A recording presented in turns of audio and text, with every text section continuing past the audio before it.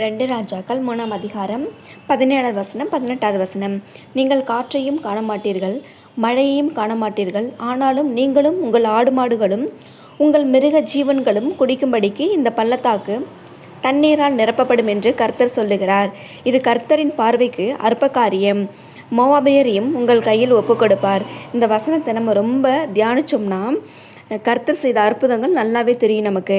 அவங்களால இதுக்கு முந்தின வசனத்தை வாசிக்கும்போது நல்லா புரியும். அவங்களால புரிந்து கொள்ள முடியாத ஒரு தீர்க்க தரிசனமாக இருந்தது.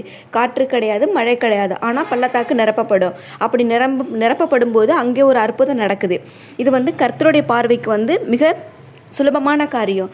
பெரிய அற்புதங்களை செய்வது கர்த்தருக்கு ஈஸியான ஒரு காரியம். நம்மளோட தேவைகளை சந்திப்பது கர்த்தருக்கு மிகவும் எளிதான விஷயமா இருக்கும். நம்ம தேவை எதுவாக இருந்தாலும் நாம் நம்ம நினைப்பதற்கு மேலாக கர்த்தர் கொடுக்கக்கூடவர். அதுக்கு அதிகமாகவே கர்த்தர் நம்மளோட தேவைகளை சந்திக்க கர்த்தரால் மட்டும்தான் நமக்கு முடியும். நம்ம நம்பிக்கையோடு ஜெபித்து நம்ம வெற்றி பெறணும்.